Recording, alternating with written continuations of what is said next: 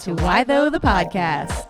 Hi, Destiny Johnson. Hello, Lizzie Acker. How are you today? I'm pretty good. How are you? Welcome to Why Though the Podcast. Welcome to Why Though the Podcast. Thank you so much for listening. If you're not watching us, which, by the way, if you didn't know, you can watch a video of us every week on the Oregonian's YouTube. You can also find lots of great content on there.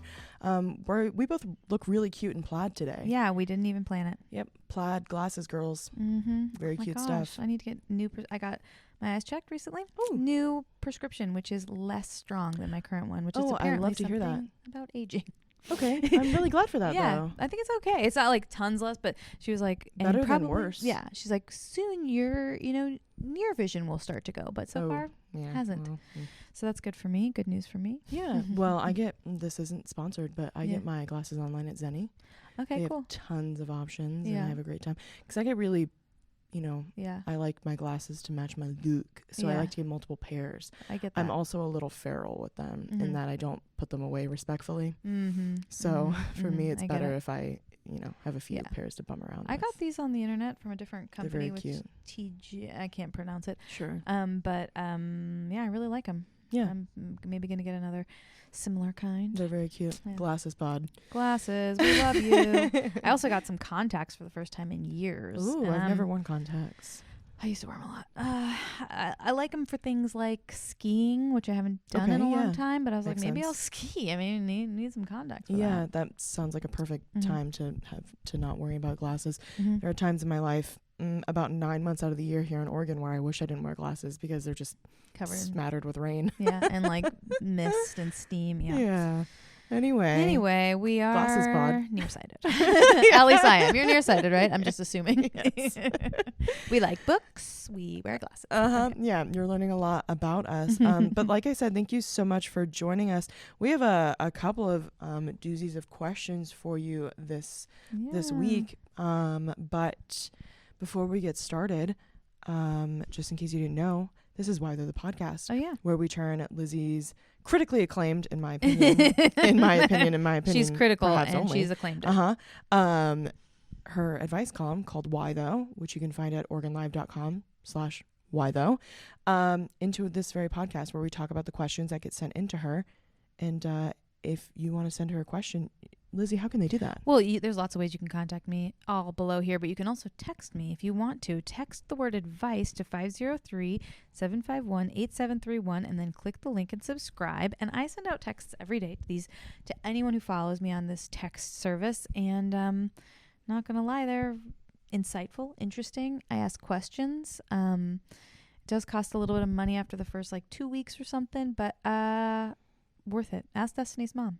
She is a subscriber. She sure is. Shout out to my mother.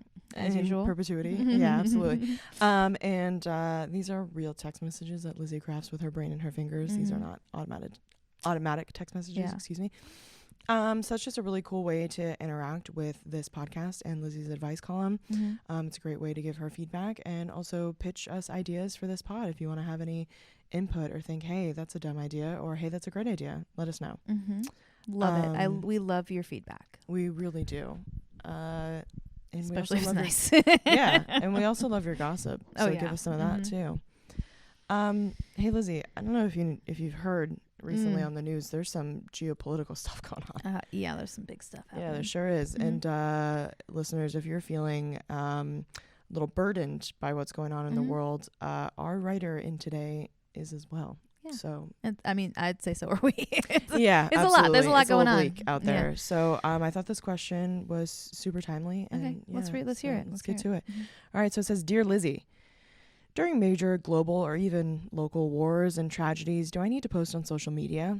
I think this is. Isn't it so wild that we ask questions like this to ourselves this day and age? Can you these imagine are questions, our ancestors? I know, yeah. What? Even my grandma would be like, huh? Or my Right. great-grandma. Obviously, my great-grandma died when I was 8, so she wouldn't even know. But sometimes I'm writing things out, and I'm like, this is a sentence that would make absolutely no sense It's so crazy. to a person who, died in my lifetime. But so relevant to us. Right. So relevant. Yeah. So anyways, okay. So obviously these things happen. Well, a lot. And I'm not an expert in most of them. I use social media as an escape and a place to share my outfits and pictures of my kitty with my friends. Now some people are saying that if you don't post a certain thing, you are part of the problem. The problem in this case being the deaths of children, which I am very much against. But also, I just don't feel educated enough on these topics to denounce people. And what would my denouncing do anyway? Still, I absolutely don't want to be part of the problem. Signed, my silence is deafening. This is like kind of heavy. Obviously, I think this is referencing the current conflict between Israel and Palestine. Right. Just for the listeners at home, we're not talking about our personal feelings about this huge geopolitical issue. But we are social media users. Yeah. And also, I mean, I think what is interesting to me about this question is it's perfect for the current moment, but I've seen this play out over and over again. Absolutely. The Black Lives Matter movement. Absolutely. Yeah. Was also another recent one. I mean, we have seen this time and time again since the advent of social media, basically. Yeah. It makes activism easy, but also hard. Yeah. Yeah. And, you know, like I will say for us, part of our job, like in one of the things about our job is we are not allowed to post a lot of our personal opinions on social media, especially about political things. And I remember when I started here, let me just say I have a lot of opinions. I'm not a person without opinions. When I started here, I was worried that would be sort of like make me feel like I was being held back in some way. And it was during the 2016 election that I started here. Yes. I came from a place with a very different perspective on that. And actually, I have found it somewhat freeing, to be honest with you, because the thing about social media, and I really feel for this person, I think, you know, social media can feel like it's everything and everyone is posting things and you want to do the right thing. You want to be on the right side of it. You want to, you know, make people know that you're good and you're doing the right thing. That's kind of what it is about, especially when it becomes like a political I mean, that's the whole purpose of social media in general. Right. It's a whole reel of what you hope other people see your life looking like in a benign way and then sometimes in an extremely curated way. Well, yeah, I mean, I think that it is that it's creating an idealized version of you that you want people to see and say that is that person, you know, and whether that's posting just pictures of your vacation or like saying I love my husband so much, you know, like it's always a curated version of yourself. And so these posts about social and political movements, they become in a lot of ways more about how you're presenting yourself to the world and your friends than maybe even how you really feel about something. And so, you know, like I have also seen, especially now, there's this sort of thing going around where it's like, if you're not posting about this in the right way, whatever that is for whoever it is, because there's lots of different people with different ideas of what the right thing to say is, you are facilitating the problem. People have even gone as far as saying silence incites violence. Sure, yeah. You know? Which I think is wrong. Because, first of all, not everyone has a social media account. Not everyone's on social media. The people who are actually involved in a lot of these things are not... I don't think there's a problem with, like, mostly posting things online about how your opinions on things and how you feel. But I think there are ways, if you actually are interested in solving a problem, you know, in protest or activism, there are so many things you can do that are more powerful. First of all, more powerful than just posting online. Second of all, way more powerful than calling out people who you've decided aren't posting enough. Right. I think that is the easiest way. I understand people are angry. Emotions are high. Saying because somebody didn't post something on social media, they are the problem, you found the wrong enemy, in my opinion. So a couple of things. I think if you are the person who's looking at people who aren't posting and your first inclination is that person isn't on my side, that person isn't supporting my cause, say even in any given instance you have a real vested interest. You are part of a minority that's being affected in any given instance. And you feel like these people should be behind you no matter what, and very vocal about it. If you don't know the stance of that person that you are expecting to post, maybe you're not good enough friends with them. Right. Because you should know the stance of the people in your life, and then their social media shouldn't matter. Right. First of all. And then second of all, I guess my question to you, and I have some thoughts on this too, but like, what are some of the things that you think people could do that would be better, I guess, than just sort of freeballing and posting on social media and saying that I'm pro this or I'm against this or whatever, that could really matter, I guess. Yeah. In the long run. Well, I think that I think like going to protests in real life is actually a very powerful thing to do. Huge and one. You know, we obviously, this is not something that you and I can do. But when I was younger, before I was a journalist, I went to lots of marches, and I think if you believe in something and you're committed to that cause, you should go out there. You should put yourself, because then the media is going to cover it, for one thing. You know, we cover protests. Like, if you really want to get your voice heard, you need to get out from behind your computer or your phone. You can do that. If you're not physically capable of going to protests, that's fine. You can also, you know, call your government officials. You know, we have people who represent us in government. Call them. Tell them what you think. You are their constituent. Their job is to represent you. So they want to hear from you, and you should call them. And you can say to your public representative that your vote and continued backing is contingent on how they act on certain issues, because that's your right as a person who votes. Right. And also vote. That's another thing. Vote. Absolutely vote. Please. Don't use in these local things. elections and bigger elections, please. Yeah. Don't use these things as excuses to say, well, these people aren't representing me. Sure, they're not. They're not going to represent you if you don't vote. They're not going to represent you if you don't vote. They're not going to represent you if you don't tell them what you need and what you want. If you don't get involved, you know, you can donate money. You can donate. You can volunteer for organizations. I mean, it feels good sometimes to post, and I've seen people posting, and that might feel good, like feel like you're doing something, or else it also feels hopeless. We see these things happening in our own country, in our own towns, across the country, across the world, and it feels sometimes very hopeless. And just posting something is like, maybe I can change something. But I also see people absolutely accidentally amplifying falsehoods a lot. You know, like there's so much just when information is passing so quickly from person to person, pictures are passing, you know, you're not vetting all those things. There's no way you're vetting all those things. Right. So if you do want to post, I think you should, you know, look for trusted news sources. And if you're saying, well, you know, Western media is totally biased, you know, maybe you're not wrong. There's definitely bias. There's bias in everything. But there are still trusted sources that you can look for.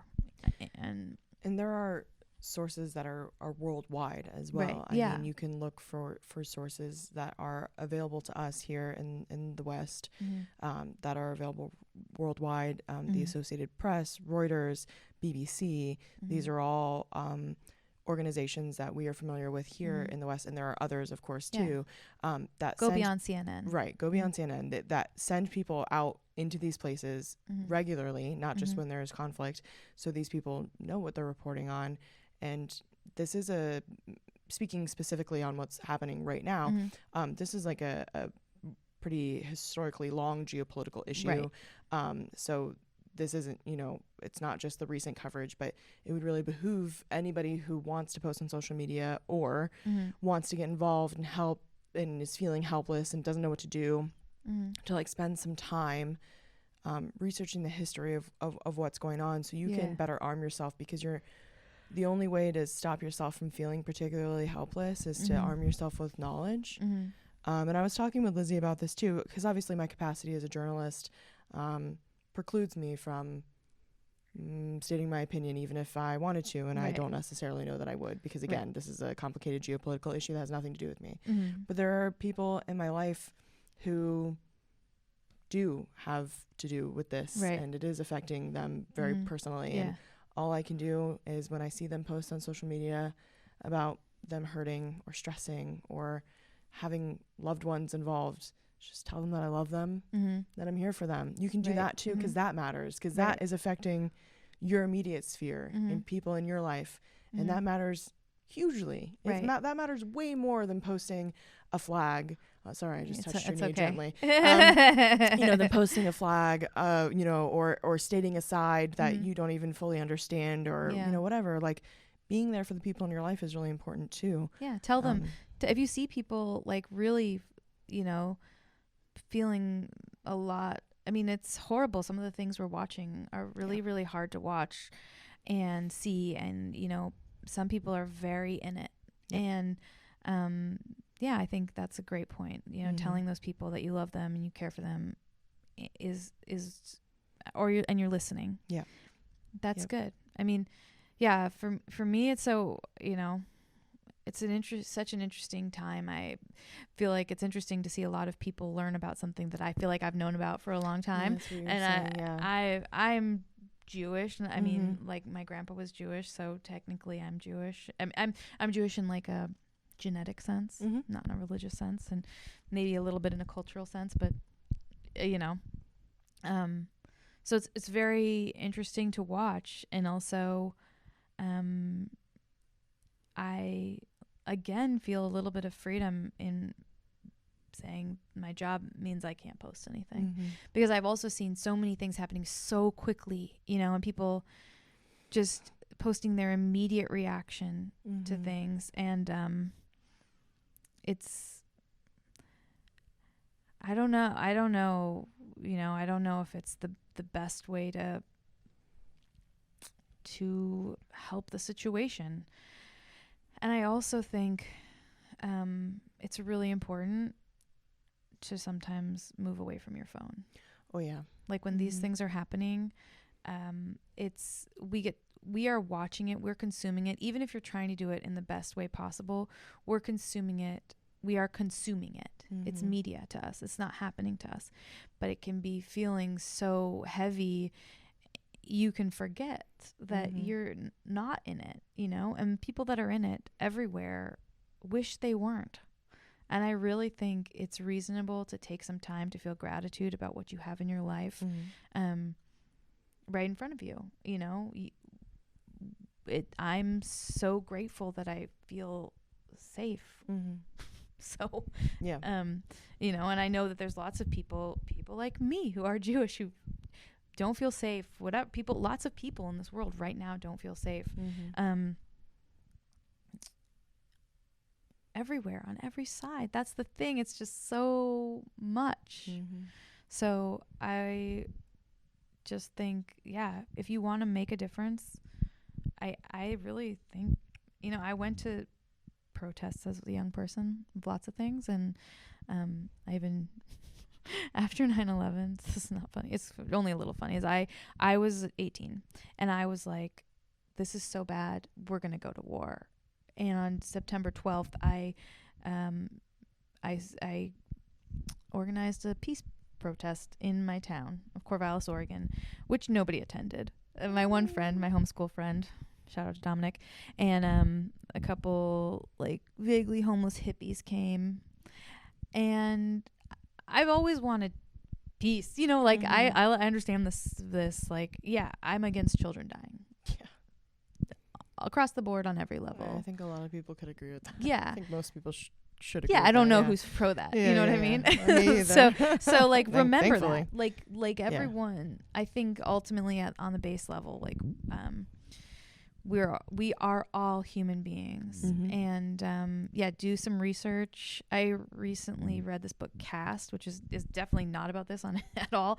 But it is about systems of oppression, basically. A very good book. Oh yeah. One of the things I came away with is like remembering, no group of people is better than any other group of people. those are things that are put upon us. You know, no one is inherently better than anyone else. And remember that, you know, we're all really doing our best. Yeah, absolutely. Yeah, this is like a difficult time, and just remember, as you're consuming social media and if you are trying to educate yourself about this issue, you can run into some real, I was literally just scrolling on like TikTok, and I was just like, it would be like makeup tip, book recommendation, video game review, literal video footage of a child shell-shocked being pulled out of a building. Right. Like, that was shocking to me to see. And, you know, I'm a journalist who engages with this stuff willingly. I can't imagine not having the primer of that and running into that content. So when you are going, if you are going on this journey of learning about these types of things, and this goes for anything, not just what's happening right now, you know, be gentle with yourself and the people around you who might also be going through learning journeys. And remember the content that you view and the stuff that you read and how intensely you're going into it, just be, you know, mind your mental peace as well.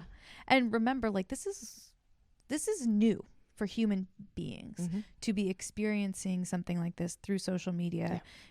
You know, it's only within the last several years that we've had such unmediated views of all kinds of things.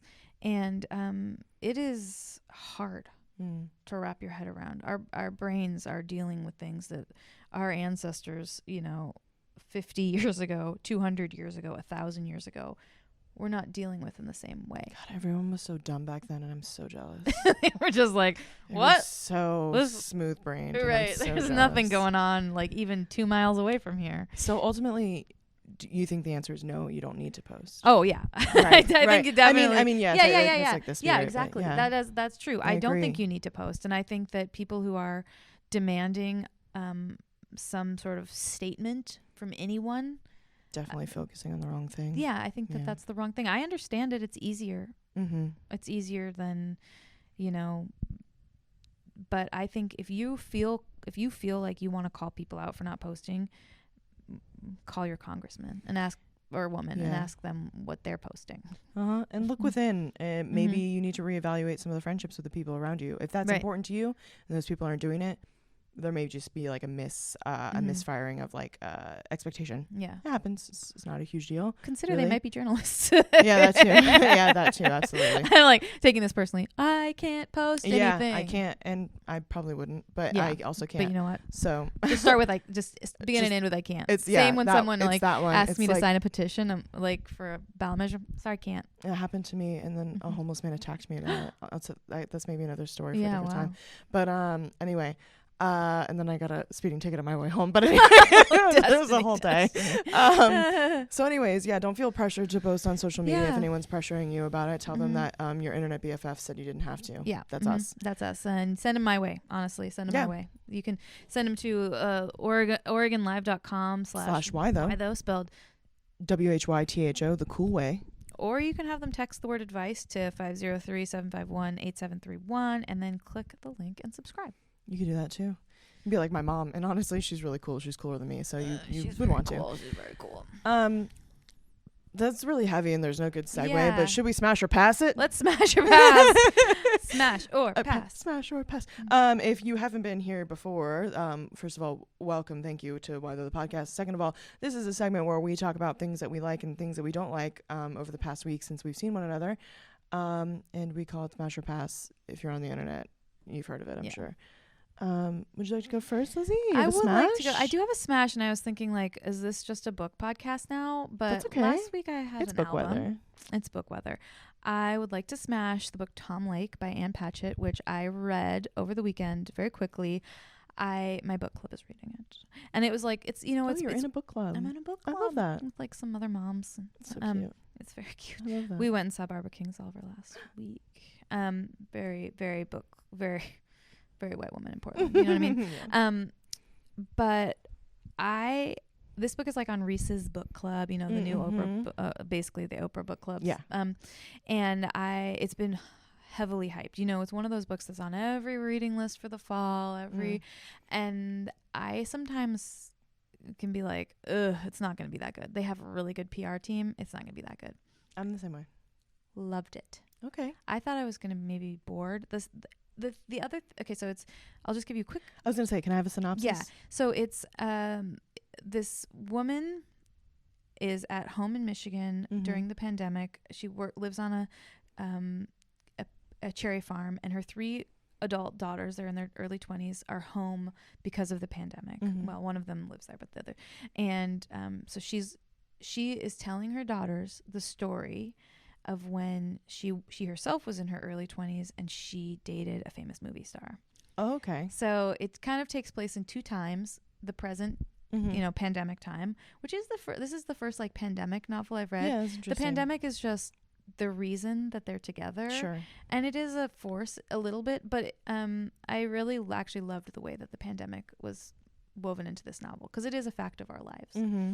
And then the other takes place, I think it's supposed to be like the late 80s, when this woman dates a famous movie star. And I don't even want to give more than that away, but I found it very compelling and read it in 2 days. Once again, 2 days while I was like with my family. And I'm a fast reader, almost problematically fast reader.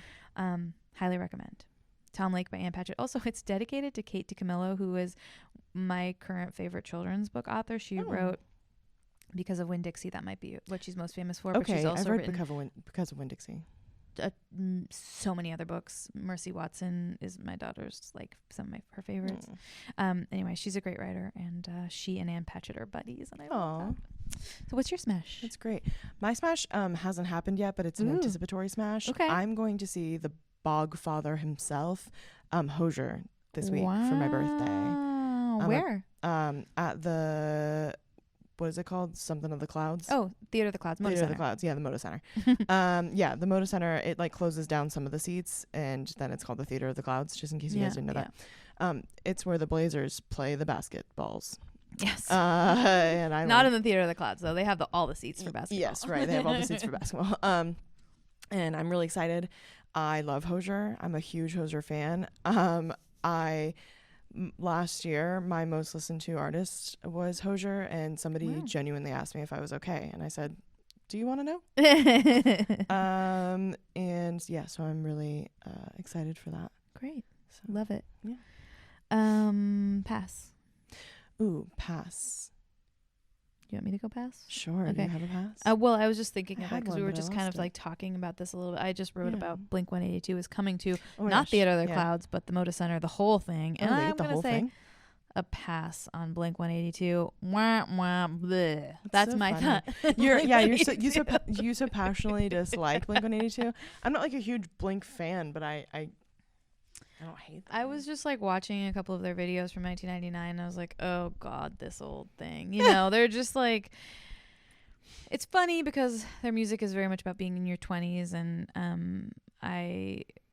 it came out before I was in my 20s, and yet I was still like, I am too old for this like pop punk bullshit. That's so funny because I liked sad music. I mostly listen to, I mean, I grew up listening to punk and pop punk, but I also like a lot of sad music. And also Travis Barker, like now he's part of the Kardashians, and I'm like, yeah, I don't love that. It's just Anyway, Blink 182, I'm going to pass on you this week. Oh, you know what I'm going to pass on? I'm going to pass on people making audacious requests of you, and this is going to lead us into our next section. Yes. So I'll explain. So basically, I guess I'm going to pass on people not minding their business. Is really the request. So like, it's very easy to mind your business. Just mind your business. Right. So easy. That's it. I'm a person. I love to mind my business. So I'm also nosy, but I'm going to mind my business about being nosy. Sure. Yeah. I'm going to be nosy. I'm not going to ask you about it, but I'm going to. Yeah, you're going to keep your eyes open. Yeah, I'm just ears, eyes open. Keep it to myself. Yeah.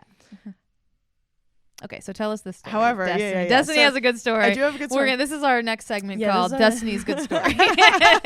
So normally we would like bring up another maybe advice column and talk about it, but today we have a conundrum that we just cannot ignore. My best friend did some traveling. She saw the Bogfather himself, but at Red Rocks in Colorado, and on the way there, she was on a plane.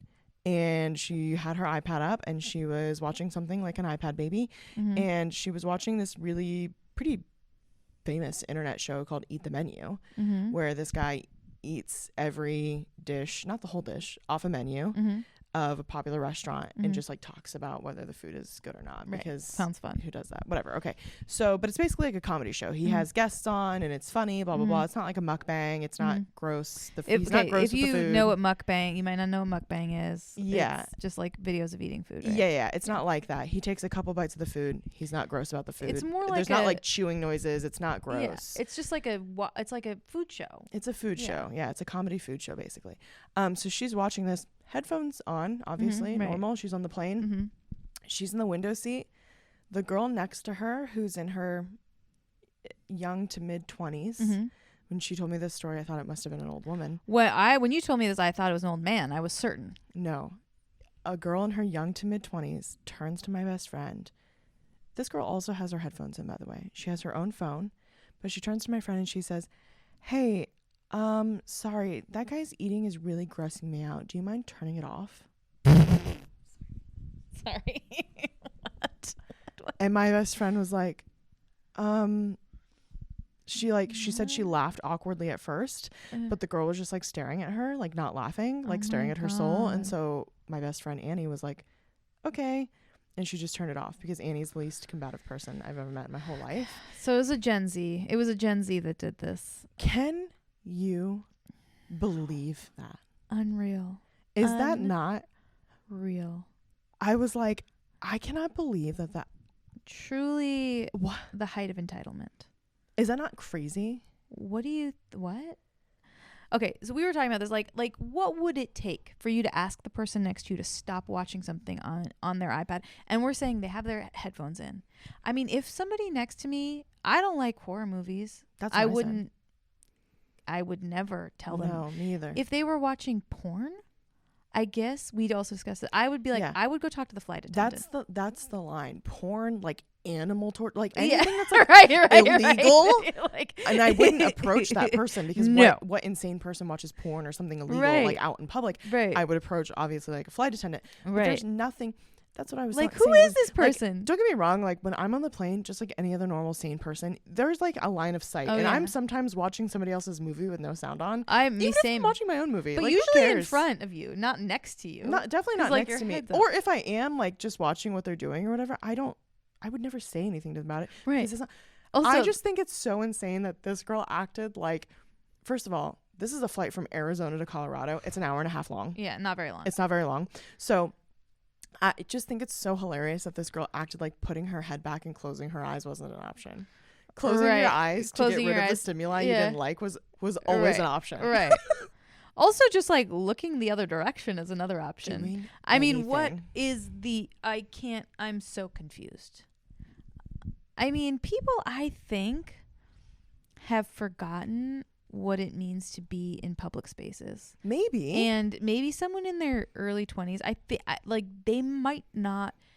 they might have missed some very crucial information about being in public spaces. Like, I do think this is a thing I've heard a little bit about Gen Z. No offense to the whole generation, but like, are they unaware that they're part of a bigger community? I don't know. And like Annie was talking to me and she said that her coworkers thought it was crazy that she had acquiesced, but like I don't think you have a choice. No, because like if somebody asks you to do something and okay, I'm sat next to this person for the next 45 minutes and I say no. Right. Now I know that I'm making this person uncomfortable. No matter how ridiculous I think it is that they're uncomfortable or how easy the solution is for them to fix the problem without me involved, which is looking away, closing their eyes, Right. minding their business, doing anything else. Yeah, I'm going to turn it off because you asked me to turn it off. But like, I'm mad that you asked me. Yeah. And I think I would have said, I'm friends with Annie because I need somebody like Annie in my life because I'm very different than her. I probably would have been like, don't watch it. I might I be would like, have turned why? it off. Like, what is but- it really that's bothering you? I'd be like, interesting. Can you tell me more about that? It's just, You know what? Actually, okay, this is very passive aggressive, but you could find something much worse to watch. yeah, Just be find like, an actual, I'm gonna turn on the scariest yeah. Saw movie that I can find. Ugh. I mean, I hate it. I hate it personally, but yeah, that's what I'm saying. I'm Yeah. just like, I wonder. That's like out of pocket for somebody It to is. ask, right? Yeah. Yeah, and I think, on one level we have this thing that we can say, which is like, it never hurts to ask. Sometimes it does. sometimes you have to realize your ask isn't actually reasonable on any level. Like, you can't always be putting yourself, and you should maybe never be putting yourself above the comfort of like the group. That's what Annie was like, it doesn't hurt to ask. I'm like, in this case it did, though, because if you're asking a reasonable person, like you said, the only thing you can do is turn it off. Right. You're not asking for a discussion. And who wants to have a discussion with the stranger sitting next to them in an airplane? No, thank you. I mean, you're in charge of your seat. I'm in charge of my seat. Mm-hmm. And pretend there's an invisible wall here. And that's what we're all pretending. Yeah. You know, like, there are things. It's kind of, you know, similar in some ways to the like whistling in the grocery store, though that person never like asked to. But like, you know, you have to accept that people sharing your space that are strangers are going to do things that make you feel a little uncomfortable. They might not smell the way you want them to smell. They may not talk the way you want them to talk. They may make sounds that are uncomfortable to you, or like watch things, or, you know, maybe they're wearing a shirt that you find offensive. Honestly, it happens all the time. Mm-hmm. Part of being in a human is being Sucking with other people. Up, buttercup. Yeah. You know, knowing which battles to fight and when to just let it go. Yeah. I mean, the girl, by all accounts, was very nice about it, which I guess certainly helps, you know, like, I guess it wasn't some like Karen interaction where she was like, can you turn that off? Which certainly, I mean, that would be the main reason why somebody who's always feeling a little froggy, would have turned it off without much complaint. Right. Like, if she had come at me with the smoke, I would have just been like, no, on principle. Right. But because she was sweet about it, you know, Annie was always going to turn it off, but I would have also turned it off because she was nice about it. But it's just like, I just thought that was unreal. That is really impressive. If you're doing things like that, please stop. Text me at stop. But text the word advice to 503-751-8731, because I want to know more.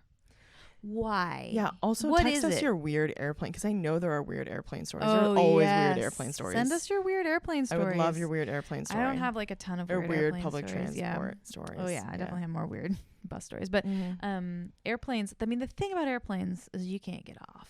Yeah, I know. You can get off a bus when somebody is. I travel to Florida like twice a year on planes, and it's a really long flight because, you know, as far as you can get basically in this country. And it's always an adventure. An adventure. Yeah, people don't know how to act right. They don't, and I think it's gotten only worse. Yeah. So, I think that, you know, even the social media thing, going back to all this, is like, it's really great to see people in real life have real conversations about this major geopolitical thing happening in the world. I've had many conversations in real life with people I care about, and I've found those to be a lot more satisfying and refreshing and fulfilling. And I've seen people change their minds in a way that I don't think that posting mean things online has the ability to do, to be quite honest with you. Yeah. Shaming people is not a strategy that I think works very well. No, I would agree. And just let people watch their little iPad baby videos whenever they want, you know? Yeah, you know what? We're in a flying metal tube. Like, let me live. Anyways. Take care of yourself. Take care of yourself. Mind your business. Yeah. And we hope that you have a great week. Yeah. And also, happy Halloween. Happy Halloween. It's all happening. Yeah. Yes. Thank you so much for listening. We really appreciate you. We do. You can find more Why Though upcoming advice columns and also past advice columns. Also episodes of this very podcast at OregonLive.com/Why Though. But I think we did a good job advising. We advised. We sure did. So we will catch you here next week. Thank you so much. Bye. Bye. Thanks for listening to Why Though, the podcast. Listen to other episodes and read my column at OregonLive.com/Why Though. You can support us by leaving a 5-star review or heading over to OregonLive.com/pod support.